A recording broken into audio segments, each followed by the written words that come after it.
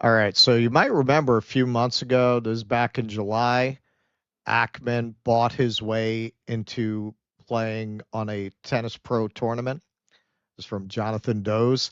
I guess when you're worth 9.5 billion, tour players will treat you like a make-a-wish child in your ATP Challenger match. Bill Ackman is an absolute joke. Shame on the Tennis Hall of Fame. Shame on the ATP Tour for allowing this man to buy a wild card. Where are we? Where are we? Saudi Arabia? Well, funny you should ask. Funny you should ask. Because Bill Ackman just turned up in the kingdom. There's a big financial conference going on. And even in the kingdom, man, Zoran is living in this guy's head rent free. All he could talk about Zoran, Zoran, Zoran, man. How obsessed do you have to be with your aristocratic privilege and control to be this obsessed when you have that kind of money with a local mayor's race? What difference does it make for you? What real difference does it make for you? For these people, it is all about power and control. They cannot tolerate any defiance of their will. They are so used to everything going exactly according to their plans. So here he is talking about Zoran in Saudi Arabia. Been very good to me and my family. Been New York City residents for over 100 years. And it's the most important financial capital in the world. And I think there are having a socialist mayor, I think, would be catastrophic for New York. While he's correct, as we saw from the survey, affordability is the number one issue actually for many people in New York City. He's correct on the issue, but he's incorrect on the solution. All right, so who's going to win the mayor election? I actually think we have a shot of Cuomo winning the election, but we have to have everyone on this panel tell everyone who works for them to show up on election day or before. It's a critically important election for New York. Okay, so scare your employees, threaten their job, keep it vague so you don't get sued, but make everyone who works for you go vote for the granny killing molester who we in my class have all decided to line up behind. So here's David Sirota. A group of literal oligarchs bewailing socialism at a gathering inside a kingdom ruled by an actual monarch is a bit too on the nose. Yeah, you think? Mel, Saudi Arabia has universal health care, free higher education, free universal child care, and interest-free mortgages. Does Bill even know where the hell he's at? Well, this is what happens when nobody questions you to your face. You just talk shit without fear of rebuke. So this is Grok. Saudi citizens receive free public health care and education, K through 12 and university, heavily subsidized utilities, fuel, and housing via interest-free loans or grants through programs like the housing program. They also benefit from no personal income tax, pensions, and cash assistance via the Citizen Account Program to offset economic reforms. Saudization mandates private sector firms hire quotas of Saudis, varying by industry and size, to prioritize local employment, reduce expat reliance, and lower youth unemployment. You know what that sounds like? That sounds like fucking socialism. That sounds like socialism. Those lazy Saudis getting all those government benefits. That's crazy. Now, this is another funny thing about them welcoming Bill Ackman with open arms because, like all of the other billionaires losing their shit about Zoran Mamdani, he certainly has not been afraid to gin up Islamophobia. If New Yorkers want New York City to become like Manchester, then vote for Zoran Mamdani. So what is he referencing? Of course, very recently had a tragic attack on a synagogue in Manchester. So he's telling you essentially you elect this Muslim and you're going to get Muslim terrorism. So why do the Saudis welcome somebody who's trafficking in that in order to disqualify a Muslim candidate? Again, we've done a lot of segments about this. This guy has very far extreme positions on LGBTQ issues, such as transporting trans people to New York to pay for their transgender surgeries on his website. Like, how much more secular could you be? If this is not secular enough for you, then you feel Muslims are disqualified. You feel that no Muslim should hold office. If that is what a jihadi looks like to you, then with his smoking wife with the knee-high boots at the wedding, if that's what a jihadist looks like to you, then Muslims look like jihadists to you by definition. And these are the same people. This happened when I was at the event the other day. Is it okay to criticize Israel? Yes, but once you start to, it's anti-Semitic. Like they realize how indefensible it is to say no, you can't criticize Israel without being anti-Semitic, so they'll concede that on principle, but not in fact. Because once you start to raise criticisms, all those criticisms are anti-Semitic. So he is a jihadist by definition for criticizing Israel in what I think most of us would agree are about the mildest terms you could criticize it in. He's not even really going hard at Israel, certainly not as hard as it deserves. He hasn't used the G word. He hasn't talked about genocide, nothing like that. Simply criticizing Israel. It's too much. Well, I'm pretty sure Mamdani has called it a Has he called it a genocide? I could be wrong about that. He has, yeah. All right, so Max Blumenthal here. Few scenes could capture the delusional mind state of the predatory U.S. financial elite better than anti-Muslim fanatic Bill Ackman railing against a social democrat NYC mayoral candidate from within the kingdom that nurtured 15 of the 19 9/11 hijackers. Oh, there's that too. I mean, this is part of the irony. He's going to Saudi Arabia to make these really Islamophobic arguments against Mamdani inherently. Now, he's smart. Generally, he'll code it the way he did in that tweet. Mostly, he sticks on the socialism thing. But I'm sure there are no politically aware people in Saudi Arabia who don't know what he traffics in. Muslim Matters points this out. For a Zionist anti-Muslim bigot, Bill Ackman, to be sitting in Saudi Arabia and discussing his ongoing Islamophobia operation against Mamdani on behalf of Israel shows how hypocritical Ackman is and how pathetic the Muslim Ummah is. That Saudi is gathering Muslim haters and giving them more money to continue their hate campaign. Yes, I was a little surprised, not too surprised, when we did our thing about the comedians going over to do the comedy show in Saudi Arabia. We got a little pushback from some people who are very much, I talk about this on my tour.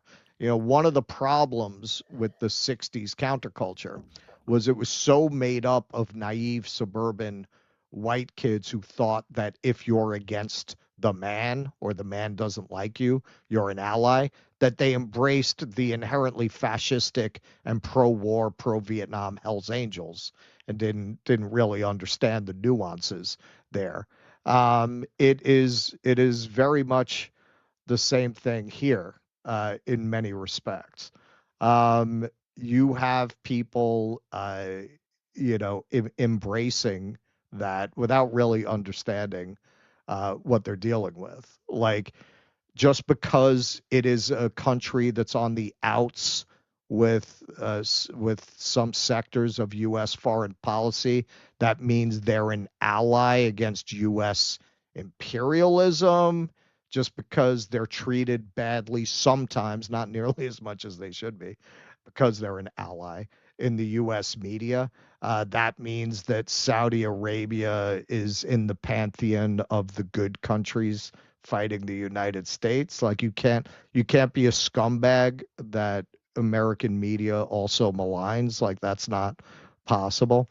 And the issue with the comedians was not, for me, and I don't think anybody who criticized it, that they performed there. It was the conditions that they performed there under. It was that they agreed not to take any shots at the government or the society.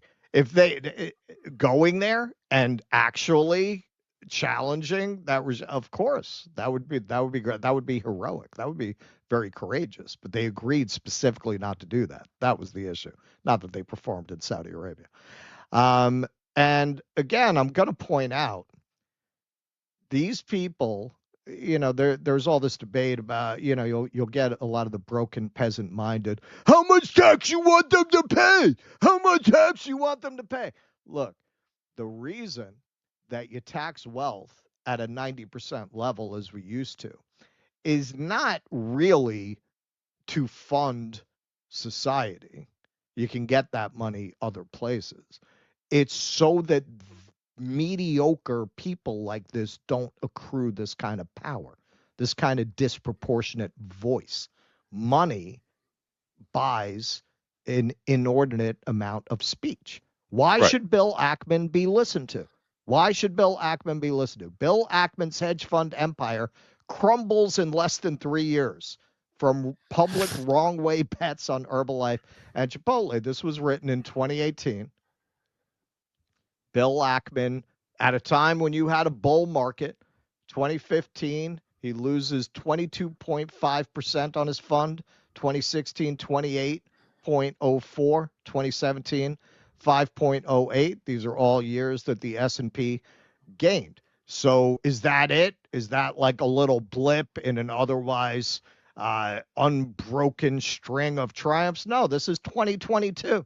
Bill Ackman will repay investors $4 billion after his SPAC fails. So now you'll get some people who will say, when you point things like this out, yeah, but you have to look at the average. You have to look overall. Okay, listen. What if the way we play baseball was that 8 of the players get 3 strikes and one of them gets 15? Right. Who's gonna get the most hits? If you or I fuck up like Bill Ackman has fucked up repeatedly, we'd be done. That would be it. When you're in the club, that's not it. They'll always extend you lines of credit. You can always call the people you know. They're not going to let you fall out of the club. Not going to let you fall out of the club. That sets a bad precedent. They let you fall out of the club, maybe they're going to let them fall out of the club next, right? Once you're in the club, you're in the club. These guys get an infinite number of turns at bat. That's Donald Trump. How many times has he gone bankrupt? How many times has he gone bankrupt? He's still rich. The rules that apply to you don't apply to these people. They are not better than you. They're not smarter than you. They're better connected than you. And they're luckier than you. And they're richer than you. And all of those things kind of go together. But you know what? I can't put it as well as Mr. Carlson does. Who owns all the houses, and why can't kids buy houses? And why are people like Bill Ackman, how is Bill Ackman worth $7 or $9 billion or whatever when he clearly has done not one useful thing? And I actually said that at the last Turning Point event. It's nothing against Bill Ackman. I don't hate Bill Ackman, but he's a symbol. There's so many Bill Ackmans. Why is our society awarding the greatest spoils to the people who contribute the least?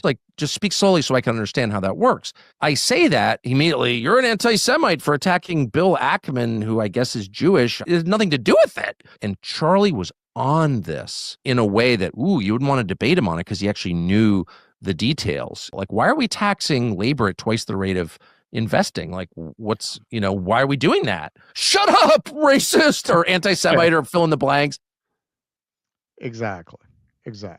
And Bill Ackman and people like Bill Ackman, they don't just own the corporate media. They own most of the social media space at this point as well. And when you see post after post after post of, poor people have to work, poor people have to work, poor people have to work, that's where it's coming from. It's coming from douchebags like this.